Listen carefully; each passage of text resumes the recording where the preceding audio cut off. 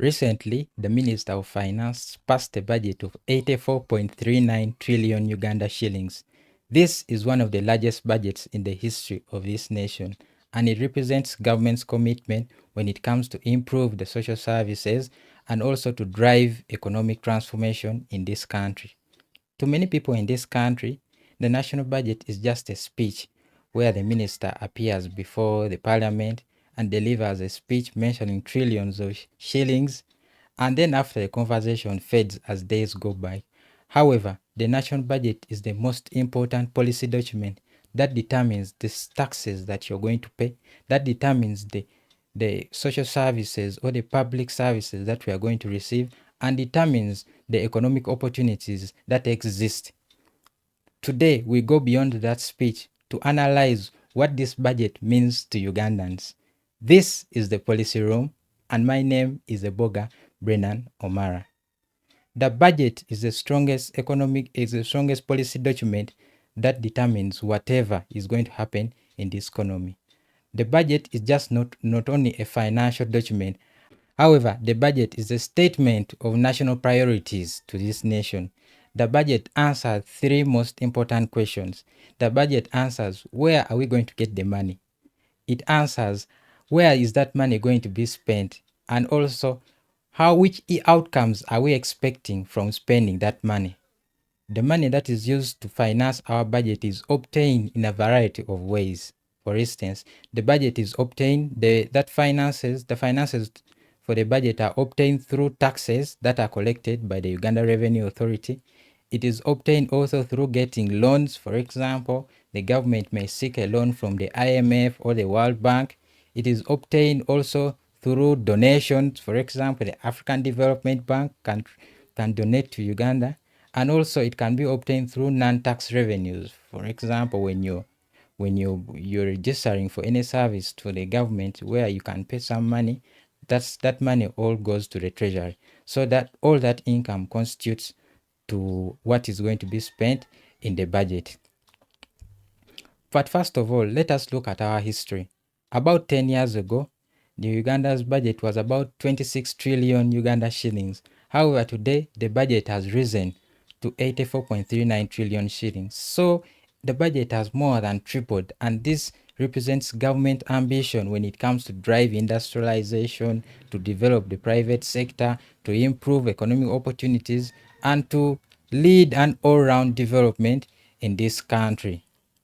Apart from debt servicing, much of the funds that were allocated in the budget went to the human capital development. This is what do I mean here. More funds were directed towards the education sector and the health sector, and all this is to improve the services that are being delivered in education, in health, to ensure that hospitals have medicine. Secondly, much of the funds also went to the infrastructure development of this country so that we can be able to have good roads and good industries and be able to develop projects like the electricity so that the country can grow efficiently. And it also went to governance, to wealth creation projects, and so many other sectors. The budget has been partitioned into that format.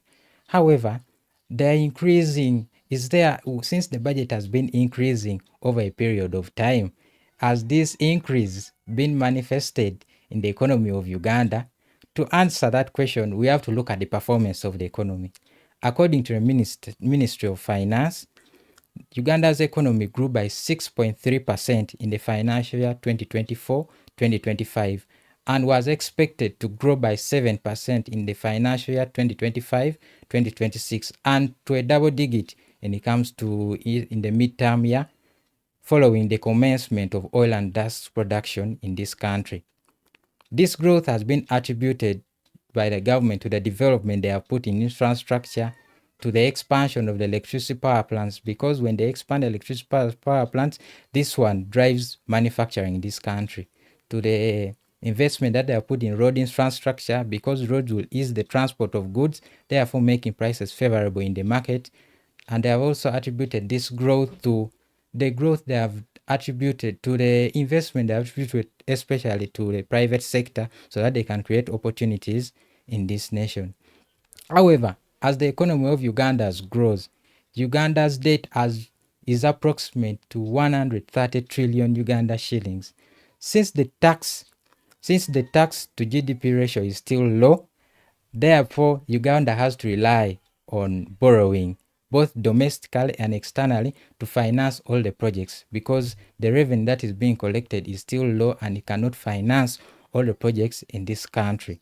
So the government has to rely on borrowing funds internally and externally. However, the debt to GDP ratio has exceeded 50%. It is about 52%, our debt to GDP ratio. So this shows that the debt is growing at a higher rate and it will take some time to be absorbed by the economy. However, borrowing is not bad because very many countries in this world are borrowing money. There's no country in this world that does not borrow some money to finance certain projects. They both borrow from their nation and also outside. However, borrowing is not bad. But for the case of our country, borrowing has taken a significant portion of the budget. About approximately 40% of what was passed in the budget has been allocated to debt servicing. So this is the amount of money that we are going to be directing towards paying our own loans and the interest on those loans that we could have got them in the previous financial years to finance some of our projects. So this reduces the fiscal space in the economy because now other sectors have to remain with about 60% of the budget so that we can be able to work on that scale and be able to deliver quality results basing on the budget that has been allocated. So when when funds are borrowed, I think these funds should be directed towards infrastructure development, or it should be directed towards productive investments that are able to retaliate growth, investments that are able to bring in more jobs, investments that are able to increase our tax revenue. So that will make borrowing very favorable because it will be kinda bringing a growth in the nation and we shall be able to pay back later. Additionally, much of the government expenditure that is being allocated to different sectors, much of that money goes through the procurement.